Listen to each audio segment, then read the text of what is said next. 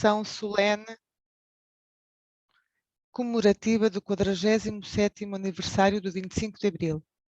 Senhor Presidente da Assembleia da República, Senhor Primeiro-Ministro, Senhora e Senhores Presidentes do Supremo Tribunal de Justiça, do Tribunal Constitucional, do Supremo Tribunal Administrativo e do Tribunal de Contas, Senhor Presidente António Ramalho Yanes, Senhores Membros do Governo, digníssimos convidados, Senhoras e Senhores Deputados portugueses.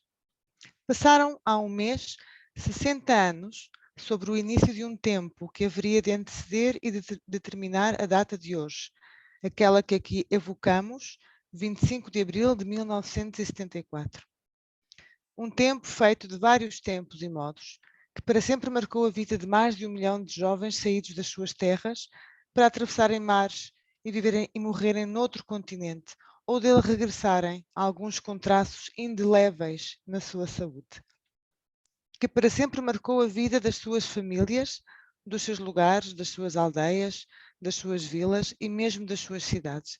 No fundo, de todo um Portugal durante 13 anos ou um pouco mais. Que para sempre marcou a vida daqueles que, por opção de princípio, recusaram aquela partida e rumaram a outros destinos, continuando e iniciando uma luta contra o que estava e queria permanecer. Que para sempre marcou a vida dos que já lá vivendo, idos eles ou os antepassados de terras, da queimar de lá vieram, no termo desses longos anos, ou lá ficaram e estão para ficar. Que para sempre marcou a vida dos que viveram e morreram do outro lado da trincheira, para conquistarem o que alcançaram definitivamente depois do 25 de abril de 74. Que para sempre marcou a vida de famílias, de lugares, de aldeias, de vilas e mesmo de cidades, de pátrias, afirmadas como Estados independentes após 13 anos ou um pouco mais de um tempo, ainda não tão vizinho de nós e, todavia, já tão longínquo para tantas gerações. Que não foi um tempo desprendido de outros tempos, foi o que foi, porque as décadas que o precederam, o século que o precedeu, os 5 séculos que o precederam criaram ou prolongaram contextos que o haveriam de definir e condicionar. E por isso é tão difícil, dir-se-ia até impossível, explicar qualquer que seja a visão de cada qual desses 13 anos, ou um pouco mais, sem falar do Portugal dos anos 20 aos anos 70, do Portugal do final do século XIX aos anos 20, do Portugal dos vários pequenos ciclos de que se fizeram o Império Colonial e as relações coloniais nele vividas. Olhar com os olhos de hoje e tentar olhar com os olhos do passado, que a mais das vezes não nos é fácil entender, sabendo que outros ainda nos olharão no futuro de forma diversa dos nossos olhos de hoje. Acreditando muitos, nos quais me incluo, que há no olhar de hoje uma densidade personalista, isto é, de respeito da dignidade da pessoa humana e dos seus direitos, na condenação da escravatura e do esclavagismo, na redução do racismo e das demais xenofobias que se foi apurando e enriquecendo, representando um avanço cultural e civilizacional irreversível.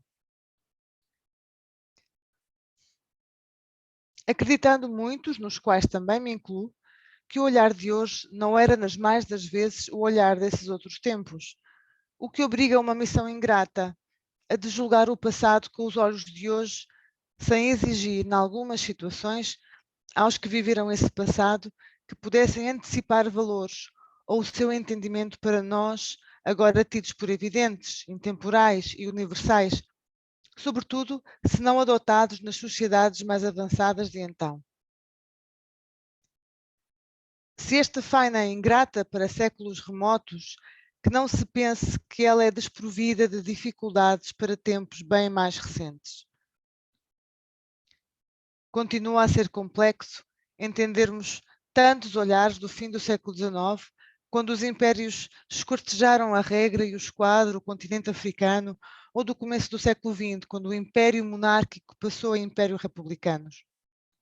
Mais óbvio é, pelo contrário, o juízo sobre o passado ainda mais recente, quando outros impérios terminaram e o Império Português retardou por décadas o processo descolonizador, recusando-se a ouvir conselhos da história e apenas extinguindo o indigenato nos anos 60, ou seja, uma dúzia de anos antes de 74. Este revisitar da história aconselha algumas precauções. A primeira é de não levarmos as consequências do olhar de hoje sobre os olhares de há 8, 7, 6, 5, 4, 3, 2 séculos, ao ponto de passarmos de um culto acrítico triunfalista, exclusivamente glorioso da nossa história, para uma demolição global, igualmente crítica de toda ela, mesmo que a vários títulos é sublinhada noutras latitudes e longitudes. Monarcas absolutos e, portanto, ditatoriais aos olhos de hoje, e foram a maioria, seriam globalmente condenados, independentemente do seu papel na fundação, na unificação territorial, na restauração, na diplomacia europeia intercontinental. Com monarcas e governantes no liberalismo, que os houve, prospectivos na história que fizeram ou refizeram no século XIX, às vezes com a singularidade improvável de um príncipe regente no Brasil, filho primogênito do nosso rei, que declarou a independência dessa potência do presente e do futuro, sendo o seu primeiro imperador e vindo a lutar pela liberdade e a morrer em Portugal, no mesmo quarto onde nascera, 35 anos, 2 coroas e uma independência antes. Ou personalidades do liberalismo republicano importantes no centro ou na periferia do Império, como Norton de Matos. Segunda precaução é de aprendermos a olhar, em particular quando ao passado mais imediato, com os olhos que não são os nossos, os do antigo colonizador, mas os olhos dos antigos colonizados, tentando descobrir e compreender, tanto quanto nos seja possível, como eles nos foram vendo e julgando e sofrendo, nomeadamente onde e quando as relações se tornaram mais intensas e duradouras, e delas pode haver o correspondente e impressivo testemunho. Terceira precaução, essa a mais sensível de todas, por respeitar a tempos muito, muito presentes nas nossas vidas. Aqueles de nós, portugueses, que têm menos de 50 anos, não conheceram o Império Colonial, nem nas lonjuras, nem na vivência aqui no centro. O seu juízo é, naturalmente, menos emocional, menos apaixonado. Admito que assim não seja, porém, em muitos jovens das sociedades que alcançaram a independência contra o Império Português e viveram depois décadas conturbadas pelos reflexos de vária natureza da anterior situação colonial. Já para os portugueses com mais de 50 ou 55 anos, o revisitarem a infância ou a juventude é mais desafiante. É uma mistura de recordações, de novos mundos descobertos, de desenraizamentos ou novos enraizamentos, de primeira desertificação do interior do continente, de migrações e muitas mais migrações, de transformações pessoais, familiares, comunitárias, de mortes choradas, de sinais na saúde e na vida, de traumas, os mais diversos e em momentos diferentes, por aquilo que sonharam e se fez, por aquilo que sonharam e se desfez, pelo que sofreram e ficou, pelo que esperaram, aguentaram e sentem nunca ter tido reconhecimento bastante. Para todos eles, e muitos mais, o juízo é tão complexo como complexa foi a mudança histórica que neste dia evocamos na sua abertura para a descolonização, para o desenvolvimento, para a liberdade, para a democracia. Desenvolvimento, liberdade e democracia, sabemos-lo todos, sempre foram imperfeitos e por isso não plenos. Porque nunca tendo resolvido uma pobreza estrutural de 2 milhões de portugueses e desigualdades pessoais e territoriais e desinstitucionalizações que aqui referi em 2016 e 2018, que a pandemia veio revelar e acentuar. Mas foi complexa essa mudança histórica em 74. fruto da resistência de muitas e muitos durante meio século, com os seus seguidores políticos sentados neste hemiciclo. Ela ganhou o seu tempo e o seu modo decisivos no gesto essencial dos Capitães de Abril, aqui qualificadamente representados pela Associação 25 de Abril, e que saúdo reconhecido em nome de todos os portugueses. Esses Capitães de Abril não vieram de outras galáxias, nem de outras nações, nem surgiram no ápice naquela madrugada para fazerem história.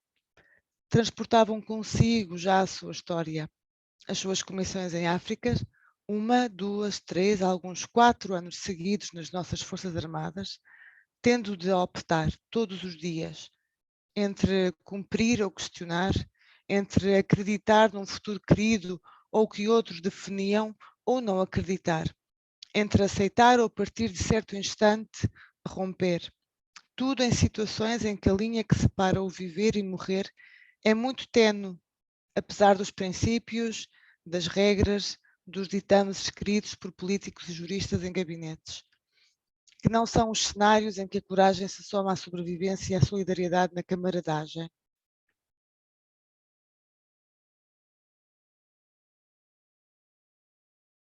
Pois foram estes homens, eles mesmos, não outros, os heróis naquela madrugada do 25 de Abril.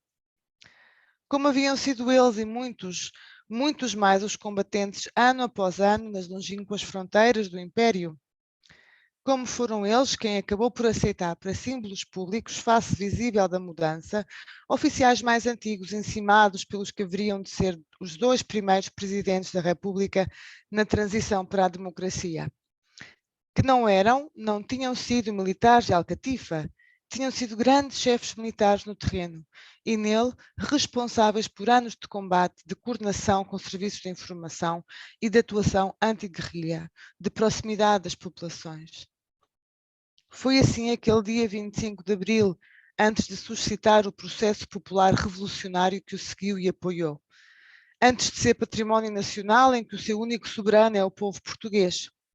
Foi no seu eclodir resultado de décadas de resistência e depois crucialmente grito de revolta de militares que tinham dado anos das suas vidas à pátria no campo de luta e que sentiam estar a combater sem futuro político visível ou viável presidido por eles e todos nós, por 2 chefes militares, um após outro, que tinham conhecido intensa e prolongadamente o que é a guerra de guerrilha em missões militares e cargos políticos ou militares os mais relevantes. Eis por que razão é tão justo galardoar os militares de Abril, tendo merecido já uma homenagem muito especial, aquele de entre eles que depois de ter estado no terreno veio a ser a peça-chave na mudança de regime e o primeiro presidente da República eleito da democracia portuguesa e que sempre recusou o marchalato que merecia e merece o presidente António Ramalho Eanes.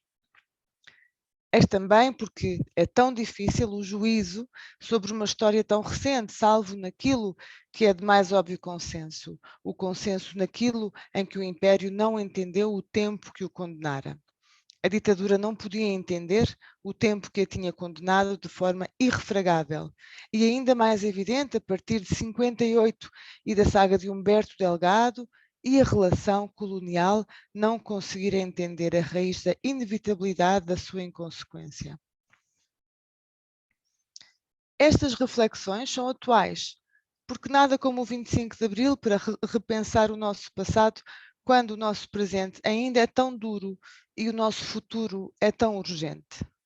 E ainda porque a cada passo pode ressurgir a tentação de converter esse repensar do passado em argumento de mera movimentação tática ou estratégica num tempo que ainda será de crise na vida e na saúde e de crise económica e social. Encaremos com lúcida serenidade o que pode agitar o confronto político conjuntural, mas não corresponde ao que é prioritário para os portugueses. E além de não ser prioritário nestes dias de crise, é duvidoso que o seja alguma vez.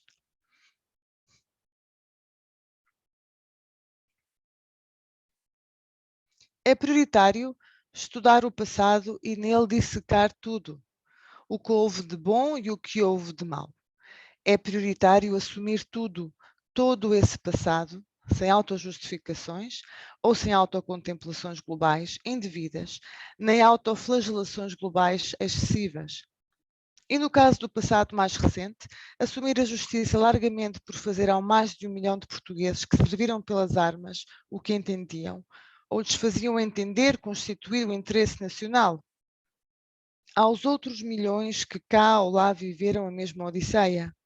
Aos milhões que lá e cá viveram do outro lado da história, combatendo o Império Colonial Português, batendo-se pelas suas causas nacionais, ou a viveram do mesmo lado, mas ficaram esquecidos, abandonados por quem regressou e condenados por quem nunca lhes perdoou o terem alinhado com o oponente. Aos muitos, e eram quase 1 milhão, que chegaram rigorosamente sem nada, depois de terem projetado uma vida que era ou se tornou impossível. Aos muitos, e eram milhões, que sofreram nas suas pátrias conflitos internos, herdados da colonização ou dos termos da descolonização. Até por respeito para com todas estas e a todos estes, que se faça história e história da história, que se retire lições de uma e de outra sem temores nem complexos, com a natural diversidade de juízos própria da democracia, mas que não se transforme o que liberta, e toda a revisitação o mais serena possível, e liberta ou deve libertar em mera prisão de sentimentos, úteis para campanhas de certos instantes, mas não úteis para a compreensão do passado, a pensar no presente e no futuro.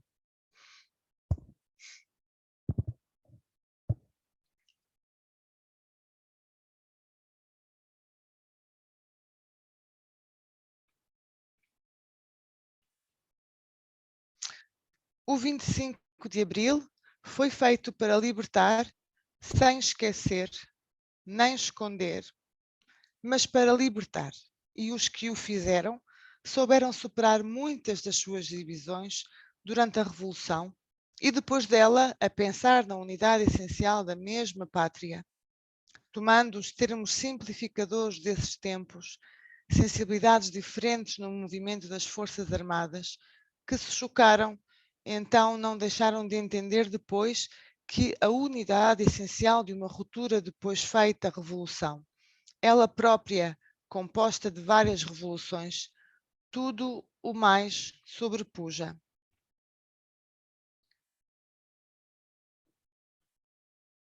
Nações irmãs na língua têm sabido encontrar-se conosco e nós com elas, e têm sabido julgar um percurso comum, olhando para o futuro, ultrapassando séculos de dominação política, social, cultural e humana. Que os anos que faltavam até ao meio século do 25 de Abril sirvam a todos nós para trilharmos um tal caminho, como a maioria dos portugueses o tem feito nas décadas volvidas, fazendo de cada dia um passo mais no assumir as glórias que nos honram e os fracassos pelos quais nos responsabilizamos. E bem assim, no construir hoje coesões e inclusões e no combater hoje intolerâncias pessoais ou sociais.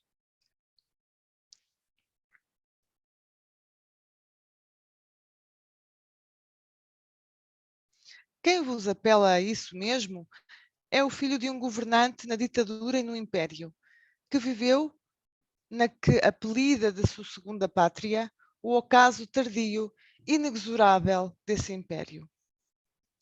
E viveu depois como constituinte o arranque do novo tempo democrática. Charneira como milhões de portugueses entre duas histórias da mesma história, e nem por exercer a função que exerce, olvida ou apaga a história que testemunhou. Como nem por ter testemunhado essa história, deixou de ser eleito e reeleito pelos portugueses em democracia. Democracia que ajudou a consagrar na Constituição que há 45 anos nos rege.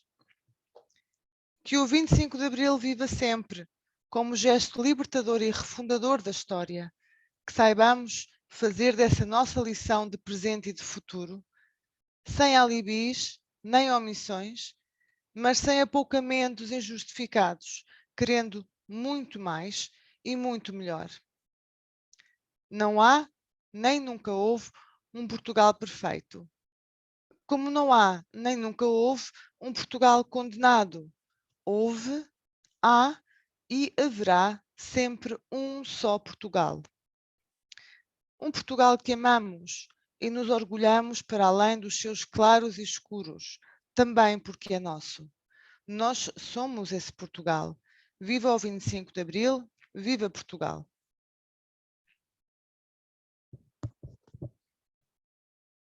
Já está.